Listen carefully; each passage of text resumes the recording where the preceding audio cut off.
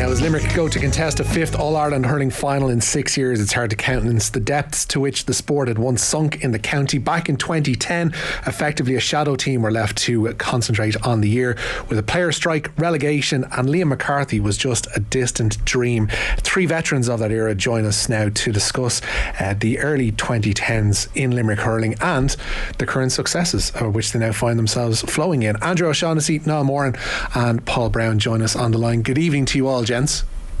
Kind of feel a bit like the Brady Bunch here with the 4 of us on screen all at the one time. But it's mad to look back on now. Andrew and Niall, I guess I'll start with ye, Andrew in particular. When we think back on 2007, getting to an All-Ireland final and beaten by, you know, a fairly competent, or more so, Kilkenny team in that year, to think how quickly things devolved, it almost seems mad at this far removed. But take us back there, Andrew, and your kind of memories of that. My memories of that, that's a good one. Obviously you said 2007 we got to an All-Ireland final. We were beaten in the Munster final and an All-Ireland final, and in hindsight, looking back now, we say, well, it came up against a crack Kilkenny team, a generational team. But I keep saying at that stage in their dynamic and their journey, they were only they won their 2nd All-Ireland against us, so they weren't aiming for 5 in a row at that stage. They were only starting, so we weren't far off that. We got a bad start. Came back in the match, actually out-hurled them for the last, about the first 10 minutes we out-hurled them, I felt. But still, we just didn't close the gap. Progress onto 8 and 9, we're trying to get back to that in our Ireland final, but then clearly we didn't, and then it just kind of capitulated.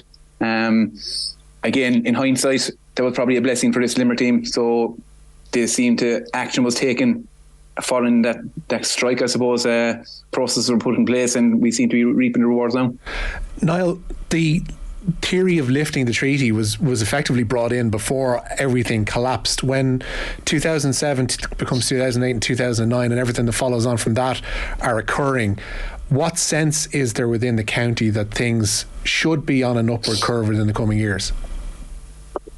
I suppose that whole period was kind of defined by frustration. I suppose frustration on and off the pitch. I suppose for us as players, we probably, myself and Andrew, I suppose we would have come into the panel there in 2003 on the back of a couple of 121 All-Ireland successes, and at that time you still had the core of a very strong Limerick team that would have been the Munster final in 2001, and you still have had the residue of some of the guys who played in 94 and 96, so that was a huge period in the early 90s of hope for Limerick. But then year on year, I suppose frustration grew, in the sense that you were coming up short just about every year, oftentimes by a point. Year on year, from 2003 right through to probably 2009, it felt as if we were going through a manager year on year. So I suppose that whole period was defined by frustration, and with that then obviously lifting the treaty was born out of it. But obviously before that kind of took flight, I suppose what happened in 2009, and look, the day in which it all came to light publicly, I suppose, was the day of Croke Park got in the semi-final. I suppose any time that you see a team kind of getting defeated by 24 points, it's more than just a malfunction. It often is just the culmination of a series of system failures. And I suppose, look, on and off the pitch, I suppose us as players, we felt huge frustration that I suppose your ambitions weren't being matched maybe off the pitch, and I suppose for people who were off the pitch, they felt that the players weren't reciprocating the effort that was going into them. And look, again, everyone has their own personal story to tell, and to be honest, Richie, it's something that's water under the bridge for all of us, and we're delighted it's water under the bridge, and there's no one going to take credit and say, well, that was the moment that Limerick decided to go and progress on to win the All-Ireland that they did. But there's no point in saying that the culture of our county changed significantly following those events from 09 to 11. Again, on an individual level, I know Andrew we'd be on the same page in this. Like, I know personally, the Saturday after we played that All-Ireland semi-final against Dublin, I remember meeting Liam Lennon at a hurling academy hosted by our school for incoming first years, and we just spoke about the results and obviously how disappointed everyone was. But I suppose on a personal level, I made a note to him. I said I just didn't believe in what we were doing, and I said, if I don't believe in what we're doing, I said, then the only reason you're hurling is say that you're a Limerick hurler, and I said, if that's your reason for playing hurling for Limerick, then you're already cooked. And look, I don't know, was that real age informally or otherwise, but look, I suppose they're things that's a stance that to this day, if I had my way over again, I'd make it again, because I suppose as players at that time, you have to believe in what you're doing, and we ultimately didn't. And I suppose, look, some of us paid the price for making those feelings known. And look, again, it's like everything, it's water under the bridge, but it maybe took that low, and no different to what the stance been taken by the ladies, camogie players and footballers at the moment. Sometimes it just needs to get to that level, and unfortunately, you cannot have change. You cannot have change without conflict. And do you know what I mean? Conflict can only be avoided or kind of remedied through communication. I suppose ultimately that communication was never present at that time, and that to me would be the big regret of how we dealt with our business. Paul, you're the baby of the bunch here, still only 33, I believe, and only came onto the panel in 2009. Did you have any sense of what you were walking into at that stage? I'm sure you probably would have been briefed to some degree by your clubmates, but did you know how badly things were going awry within the county panel? To be honest with you, Richie, not particularly, no, because I think I was so young. I think some of the older players like Andrew and Niall and more would have even sheltered myself and a couple of the new lads into the panel from it at the very start, So I suppose I was new into the panel and more kind of focused on finding my feet and getting to grips with playing senior and county hurling more than anything, But obviously as the year went on, I suppose there was a couple of things during the year that probably weren't at the standard they should have been, and obviously it culminated in that defeat in Croke Park against Tipperary was a real low point of my career, even though it was so early on, it has remained so, but I just think when it came to the year after, then the strike was kind of coming. I actually didn't, but I just felt at the time I was so new and so young into the panel that I nearly didn't have the right to or something, so I kind of was happy to be thereabouts at the time. But I think subsequent to that, in years come from that, when you're back in 11, 12, 13, and I just think you kind of realise more so than ever that I suppose things probably weren't right in 09, but I think it was always a reference point for players to never let it get that bad again, and obviously to drive on. But as Niall said there, I think that was like, it definitely is water under the bridge. I actually don't think there's anyone in Limerick not talking to each other because of 2010, to be honest. It was a watershed moment for the county in moving forward, really. Now, that kind of speaks to the sense that everybody, to a degree, even though there was a bit of animosity at the time and there was talk of players being coerced into rejoining the panel, etc., that I think everybody kind of realised that this was a low point and that things did need to change, and that is unusual. Like, you go to other counties where perhaps there's been a bit of animus or perhaps there's been strikes. Now, if it's gotten that far, there can be a fairly evident split, but everybody more or less seemed to be on the one side of this thing. I said again, everyone tends to be on the one side in the sense of what? In the sense of knowing that things needed to improve from where they were. Yeah, but I suppose not everyone was aware of that either, Richie, to be honest. And the first thing I kind of premise what I'm about to say is that, like, Justin McCarthy is a legend in all GA. We held him in very, very high regard, and still do, despite everything that went on. No different to anything, no different to a marriage breakup. Just because you fell out, it doesn't mean that you hold him in the utmost respect. And I, for one, learned an incredible amount of Justin McCarthy in some facets of the game that my eyes had never been open to. I also appreciated the county board officers at the time, who we may not have agreed with or seen eye to eye to. So surely, again, like, they obviously wanted what was best for the county at the time, but there was fundamental things wrong with our preparation, maybe, and how we trained, the intensity and how we trained, and that had been relayed at the time. Do you know what I mean? Through the county board and obviously to Justin, and I just think there was such a breakdown in communication that, okay, it led to what it led to. But again, when you're beaten by 24 points in the game, of course there's an acknowledgement from all the best of parties that something isn't right. But again, look, I think Paul will probably agree there. Like, the events of 2013, I think in the Gaelic Grounds we won the Munster final, I just think that really put it to bed at that particular point. And I think probably what it set was the bedrock for the guys coming in, the minors who would have played that day in the main, that they were never privy to what would have went on. And I think, look, all stakeholders that were privy to what went on in 9, I think you'd be delighted for that. But I often think back to some of the guys that, you know what I mean, they never got that chance to right the wrongs of it. And I think someone like Mark Foley, who was a legend in Limerick for 15 years, he never got to retire really on his own terms, and he took a stand. I think someone like Damien Rail, who was one of the premier cornerbacks in the country at that time. And, you know, one thing I'll never ever forget is and I know people might disagree, but how your teammates stuck up for you. I think in a dressing room, the most important people to this day and will always be are the people inside the four walls of the dressing room, and that loyalty and that bond. And one thing that Damien Rail would have spoken about at that time, when they made it known at the first meeting of the new panel, Justin, the issue was addressed about the 12 guys who had been dropped. And I suppose, look, at the time, the kernel of the argument was that no communication had been made to them. That was, at the time, was the kernel of the argument, but really it was a smokescreen for why they were dropped and why the players had issues. But again, come back to Damien, that time he stood up for his players, and he was told that Damien, you're not your brother's keeper. And Damien Rail says, well, I am my brother's keeper. And I think that loyalty in that dressing room, that's something, you see it there now, and Brownie would say it again like that, nothing gets out of the dressing room, their loyalty towards each other. So look, again, all of those, a lot of the things, the problems that were born out of whatever, a lot of the culture that came in around that time, it's standing to good seed now. And look, if that was a stand that had to be taken back then, so be it. But like Brownie said, it is water under the bridge for everyone here in Limerick. Andrew, was there much trepidation when the decision was made to go on strike? Like, you clearly knew that was a proper line in the sand moment beyond which there might be no return for, if not all of you, then maybe a decent chunk of you, as Niall mentions there. But was there a moment of trepidation where maybe you looked at each other and thought, maybe we need to hold back here a little bit? I don't think so. Because I was like Niall, we were under the 12 drop, so we weren't really privy to going on strike because we weren't on strike. It wasn't an option for us because we weren't on the panel. So again, it's back to the likes of Railer, Gears and the boys, they kind of standing up for what they believe in. And like, in fairness to Limerick, like we're probably the only team that ever got a strike wrong.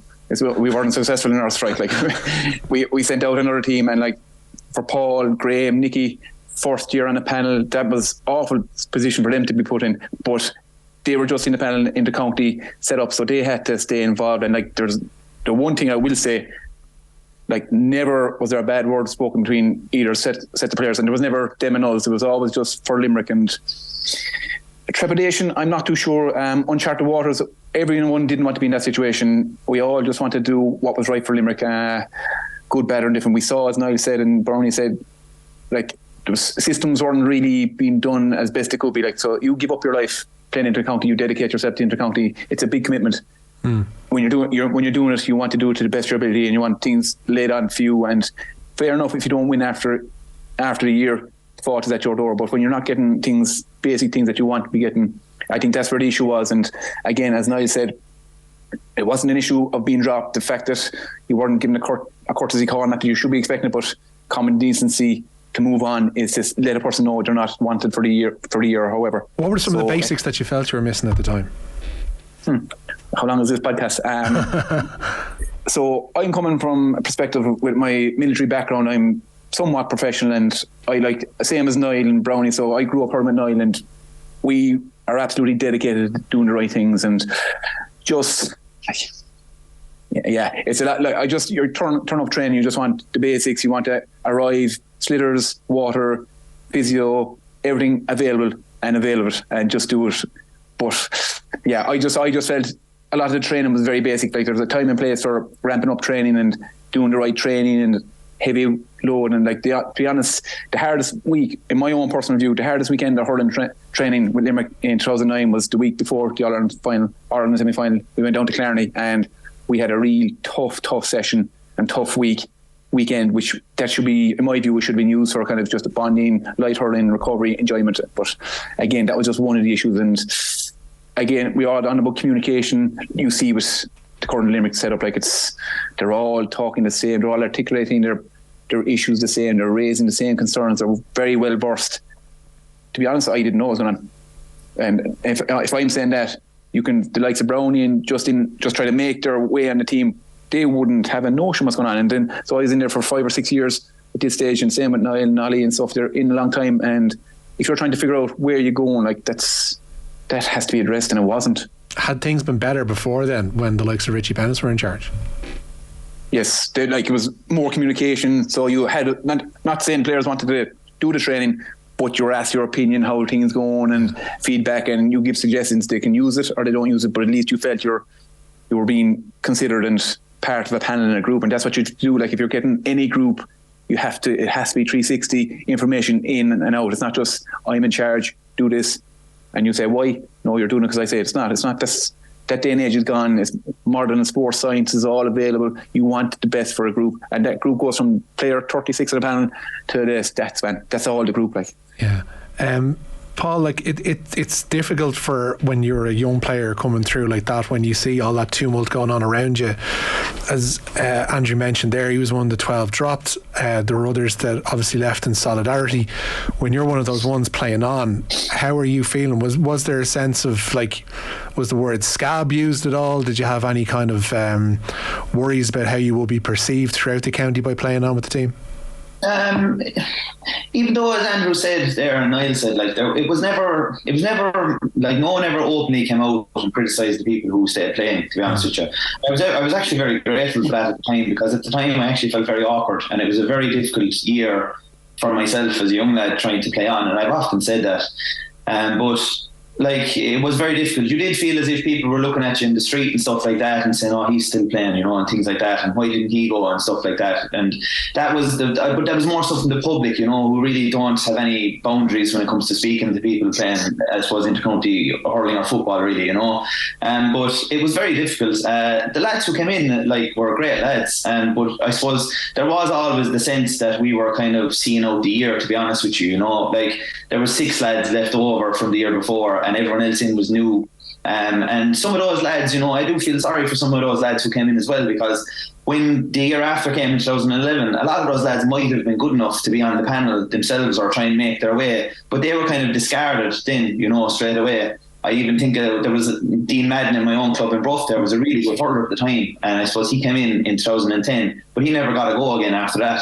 You know, and I think there was a good few lads in kind of that boat, but there was kind of a sense of seeing out the year. Like, we shipped some really heavy beatings, like, you know, particularly the last league game against Dublin above in Parnell Park they scored 6:30 the same night, you know, and the same afternoon, and we went into we gave a good account of ourselves against Cork, you know, for a while, and then they kind of turned us over and won handily enough, and we kind of went up and gave a good account of ourselves in Offaly in the qualifiers. But like, it was always a case of you just seeing out the year more so than anything. Niall, what was your feeling from the outside looking in, seeing those results and seeing the hammerings at Parnell Park and Dublin putting 6 goals past the team that was being asked to play on those particular evenings?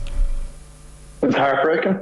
Ever since you were a child, all you ever wanted to do was hurl for Limerick. I know that's cliched, but everything in my life revolved around it, no different than most lads. And there you are, you're left at home, you're January, you're training 6 nights a week on your own in the hope that this thing would be remedied by after the league. And that was always the hope. Like, we trained right throughout the early part of that year.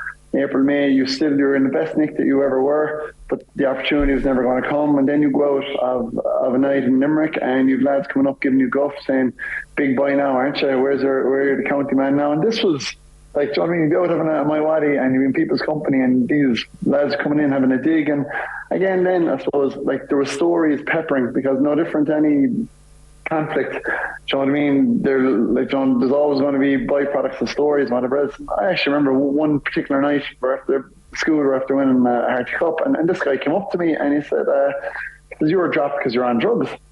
And I was, "What?" And I says, "Actually, you're on drugs." Like, and I said, "I'm a school teacher, like, by profession, and I was in the company of colleagues." And I remember just being, "Excuse me," like, I says, "Where is this coming out of?"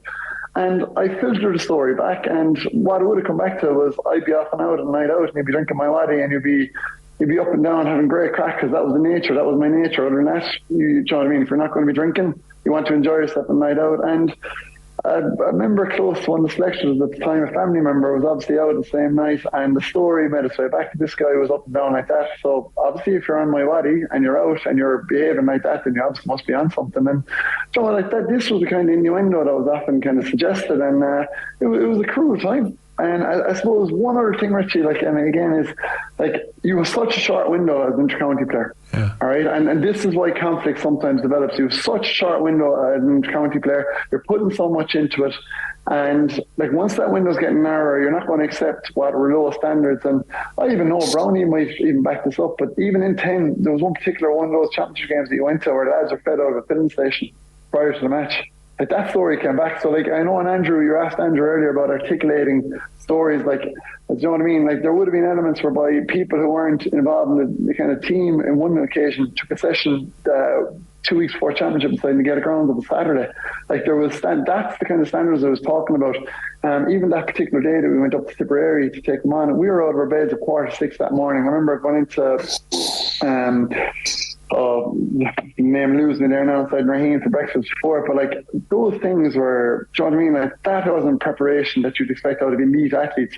Yeah, that might have made sense to maybe some officials who came from a different era, or it might make sense to a guy who's in a club setup saying, sure, what's wrong with having a role out of a filling station? But when you're competing against the likes of Cork at the time, who set all the standards, and obviously Kilkenny through their success, then, you know, so like that was very hard for us to take. So in kind of summation, it's heartbreaking. And to this day, Richie, those years eluded a number of us, like, because when you last out in that year, there was a couple of years made kind of catching up with it, and ultimately, even on my own case, your little yard of pace, it just kind of deserted you from being out of that system. And look, as I said to you earlier on, would you do it all over again? I would, because, do you know what I mean, for all of us, and we're all fortunate, we've worked with underage here in Limerick, like we were able to implement standards that were acceptable. And I think to this day, like, you know, at underage and senior level, Limerick standards of operations have never looked back from that period. And as I said, that is the most positive byproduct that ever came out of that time. Like, Andrew, what was your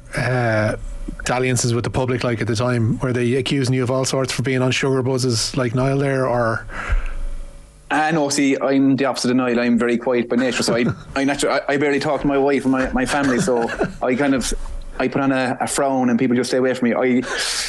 I just, like everyone, you have your own group of people who you trust, and you talk and you're open with them. And outside that, I make conversation with people, and they try to draw you out and get your opinion. But I naturally stayed away from it. I didn't want to put in or out, and I had my own issues at that time that were more important to me. And sport took a backward seat, so it didn't really involve me. What I was truly upset and gutted to be gone from the Limerick setup, because like Niall and Brownie, everyone, you dedicate your life to this amateur sport, and you want the best. You want to be out in Croke Park every year, and you want to push the standards, and just to have that taken away, it's fine, but to have it taken away the way it was just a tiny bit irksome. But again, as Niall says and Brownie says, if what came out of it is what followed and the success we have, if some of that is down to this, then I'm all for that. I'm supportive of that. You personally were diagnosed with MS around that time as well, weren't you? Yeah, so the first I heard about this was I was inside the hospital in Limerick, and Dermot O'Flynn, for the examiner, rang me. I goes, how would he find out I'm in the hospital already? He goes, you probably know why I'm ringing you. I said, go on, tell me. And he goes, you gone from the Limerick panel? I goes, this is the first I heard of it. I said, I don't know, I didn't hear anything. And that was it. I said, I have other things to be dealing with now. And in fairness to Dermot, we get on well.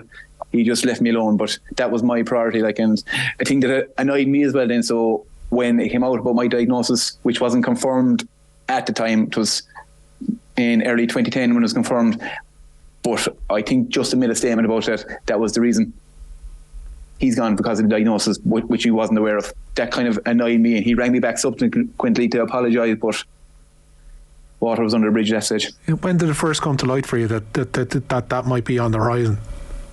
Which, the MS diagnosis? Oh, just as around, I'd say October 2009. Yeah. But yeah. Was there anything that you twigged something was wrong, or?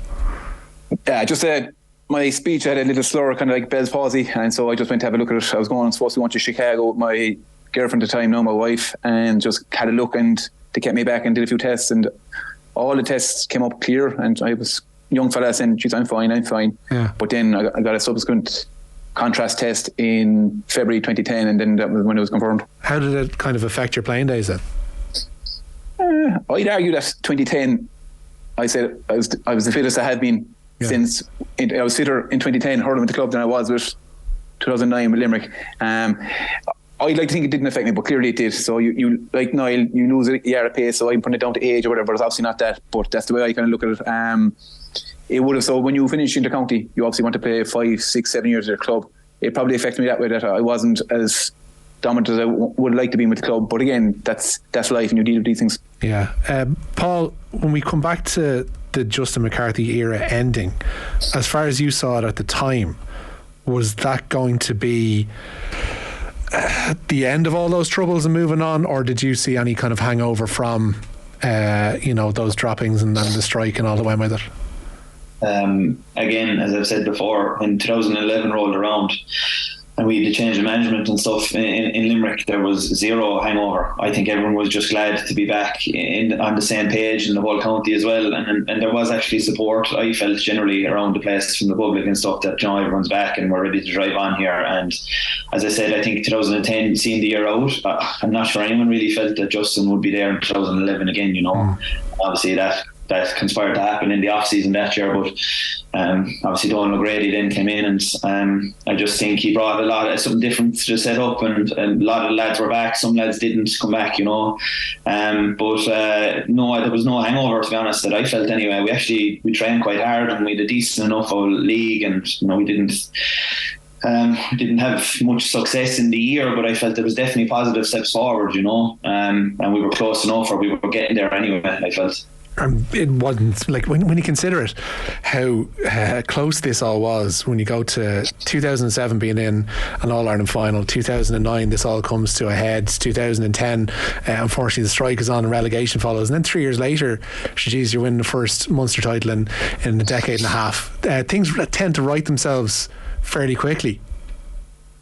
Yeah, they did right themselves fairly quickly, but I often said that group of players that came through that time, maybe 11, 12, 13, 14, were very close to making a breakthrough in itself. And I think a lot of the standards that the group of players from, say, the academy set up that first came in, like Keane and Sean and all that cohort there that came through first with all the underage success, they were coming into a setup that had really high standards for themselves and for the group as it was. The likes of, Niall was there, I suppose the likes of Wayne Mack, Gavin O'Mahony, Paddy O'Brien, Stephen Walsh, David Breen, all these fellas, Seamus Hickey, that were playing, at a high level, and performing. And Joe, we were in Ireland semi-finals, we were in 2 Munster finals in 13 and 14, and the standards were there for the players to come into. I know we didn't have success in 15 and 16, but I often put that down to the fact that, I suppose sports psychology and all that at the time mentally really wasn't a thing to be looking into back then, but we never really dealt with the 13 and 14, I suppose in a sporting sense they were hugely traumatic events, and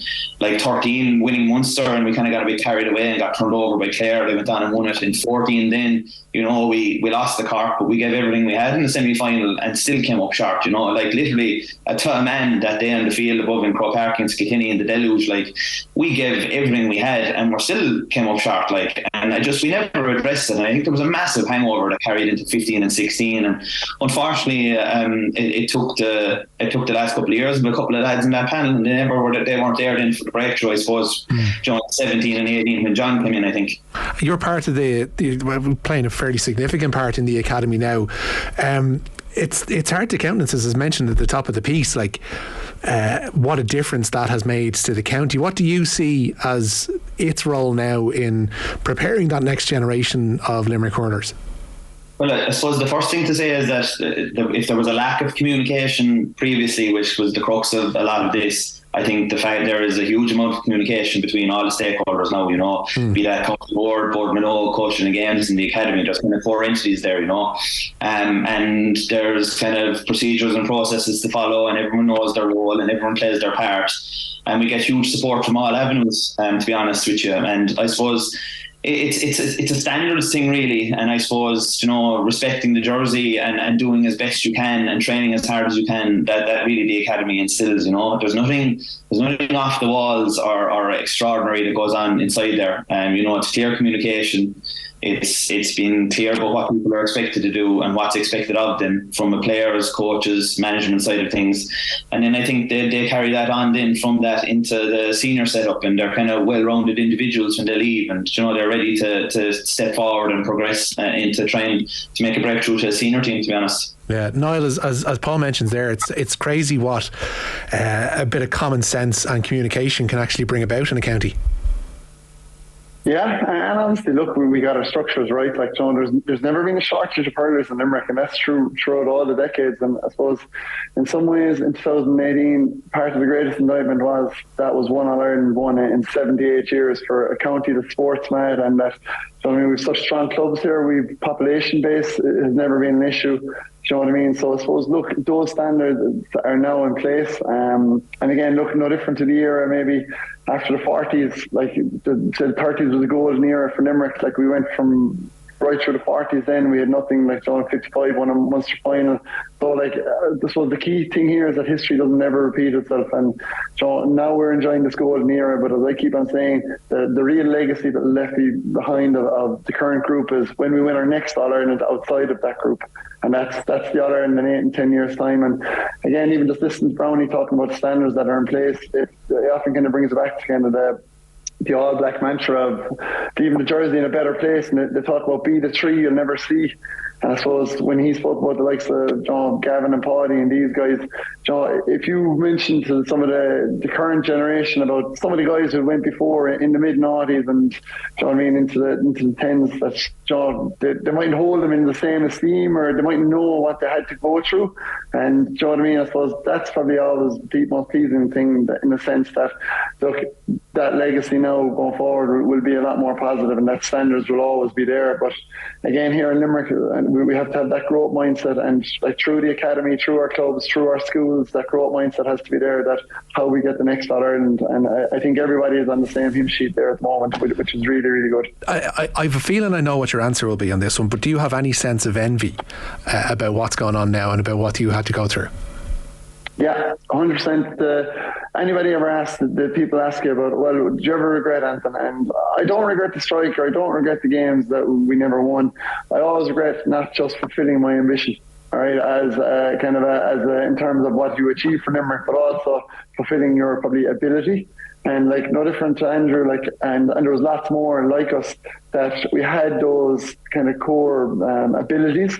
And the one thing that I always found about the lads that came through Limerick at that particular time was, after the age of 18 or 19, a lot of guys never developed any further. When you look at guys then that you'd have played with, like Cork or Kenny or Tip, you might have played Fitzgibbon with them, you might have played colleges against them, and they always seem to get better. And in our case, we seem to kind of stagnate at a level. And I suppose I see someone like David Reedy there now, a really, really good guy, but he's just maxing out. Like, he's an incredible hurler. Dan Morrissey, my own club, I think in old money, like fellas, he may not have made a Limerick squad because he'd have been thrown aside because he might have been lacking elements of it. But when you see the system that they're in and how they fulfill their ability, and then through that fulfill the ambition for a squad and a county, that is ultimately the big regret. So yeah, you're envious, but what do you do? We're now in the position where our playing careers are coming to the end, and you're over teams. And I suppose the key to it is that if you're lucky enough to be in charge of a group of men, that you do your very best through communication and technical elements, etc., to help fulfill their ambition. And that's all you can do at this stage. Our days are over unless John Kylie's injury list gets a little bit longer. I don't think any of the three of us will be getting a call at this stage. Who knows? If there's another strike on the horizon, there's a certain generation of very experienced hurlers out there who've got a bit of background behind them as well. Listen, I want to talk about this weekend as well, because as we mentioned, it is, when you look back on what Limerick has been, and it had a habit, Paul, you're clearly up in your history, or Niall, you're pretty clearly up in your history as well. It's been a case of boom and bust with Limerick hurling down through the years, down through the decades. It certainly have been, up until these last 5, 6, 7 years. I'm just wondering how you see, Andrew, Kilkenny as being much of a roadblock on Sunday, and how difficult they will be to, an opponent in which to claim a fourth All-Ireland from. Yeah, obviously enough. I'm like the lads, I'm enough confident in Limerick's ability, but I'm not naive enough to say that you're going to brush Kilkenny aside. No team in the history of sport has ever brushed Kilkenny aside. You saw a perfect example in the Leinster final. They were 8 points up, Galway came back, Galway led, Galway should have won, but Kilkenny were always 2 points, and when Kilkenny are 2 points, they also have a chance to snatch a victory, and that's exactly what to do. So like, any day you go against Kilkenny, and that's kind of Limerick, I'd say, model their style to a certain extent on Kilkenny. You have to have the minimum you go with, your attitude, your commitment, your work rate, and then whatever way it falls, you play it. So like, that's going to be the crux this day on Sunday. It's just the attitude that Limerick players approach, and how they can wear down Kilkenny where you can or not, I'm not too sure, because both teams have been improving and it's going to be a culmination and fantastic final, I feel.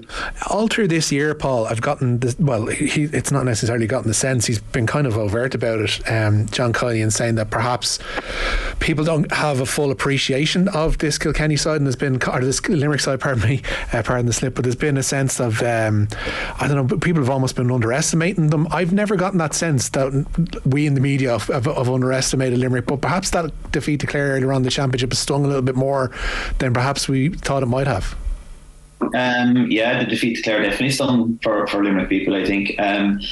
I just think, to be honest, a lot of it comes back to just a fear that, you know, the winning might be coming to an end at some stage, or might ever come to an end, you know. And I think so I think they're using, the lads inside the group will be using any kind of a tool they can to get an edge, you know. But I just, yeah, definitely stung. I think they're trying to use all those kind of aspects to drive themselves on. But I think people are just really hoping that they might be coming to the end from other counties, you know, and stuff like that. And I think that's often where the lines from the media and the journalists come from as well. But look, as Andrew said there, like, it's going to be an incredibly difficult task on Sunday. I think Kilkenny have been kind of hoping to meet Limerick this year, to be honest. I was saying to Arthur off air that I was involved with the minors and we played a challenge game in Nolan Park after the league game. Kilkenny played against Dublin, and I got out from the old restrooms there to the side of the field, and some of the Kilkenny lads the game was going on, like, and I was looking at these fellas and I was like, lad, these are monsters, like, they're actually getting bigger again from what they were, like Kilkenny lads. And I was, in my own head, I said to myself,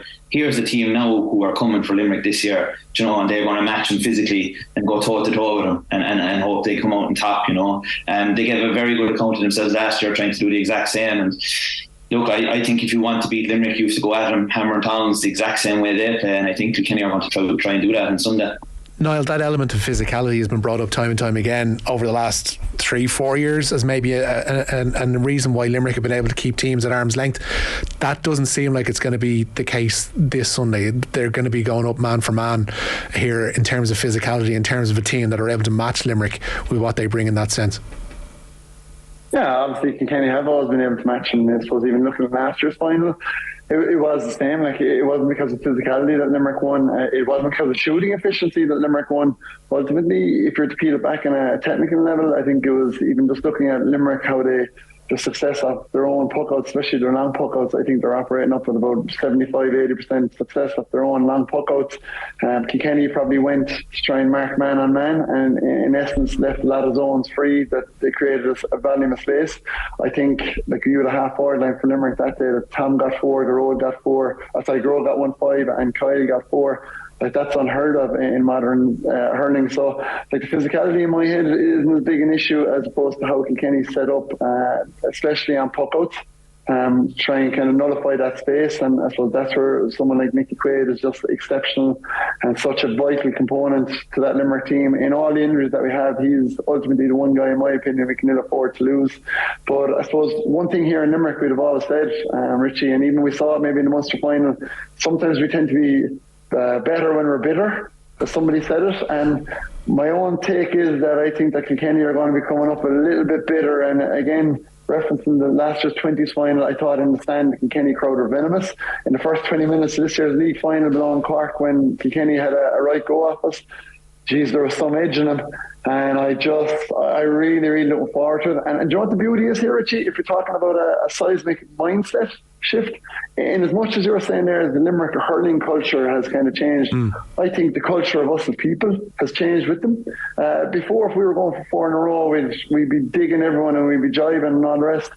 All I can hear in Limerick about this Sunday is that they have a major game ahead of them to win. There's no talk of 4 in a row. There's no talk of success. And I think that's the one thing that we'll always be grateful for this Limerick team is how they make us feel as a county about ourselves, and how they've kind of taught us those core components that we took off Kilkenny, that whole idea of just being that humility. And do you know what I mean? I suppose irrespective of how the game goes, and obviously we want to win it and we do everything in our powers to win it, I just think what they brought to us as a county and a people, it's changed how we were. And if you originally, the genesis of this program was about 2010, well, if you go back to 2010 in Limerick, outside of hurling, we had a very low self-esteem through a lot of the feuds that went on and everything else. So just we're changed people, thankfully, and I think our hurling team is a huge part of playing that. That's very well said. Hurling, it is anyone's game. Off the Ball has teamed up with Senior Hurling Championship sponsors Bord Gáis Energy to uncover stories highlighting the positive impact hurling has had on people's lives. Case in point just there. For full competition details, please visit bordgasenergy.ie/BGEGAA. Gents, thank you for your time. Before you go, I just want to go around the houses and check by how many Limerick are going to win this weekend, although I don't think you're going to be, as you mentioned there, that overt about it. Andrew, first of all, how do you think this one's going to go? I think Limerick by 4, hopefully. Simple as. Niall? 15 or 20, Rich. Honestly, it's on a knife edge, and given the history of even draws in recent years, it's not beyond the bounds of realms possibility that we could be back here talking about this next week. Yeah. Paul? One score, I think, and it's very possible it could end up a draw as well, but one score, I think it'll be very close on Sunday. Okay, gents, thanks so much for your time this evening. I really, really appreciate it, and thanks for reliving those days with us with Limerick Hurling. It was great to relive it.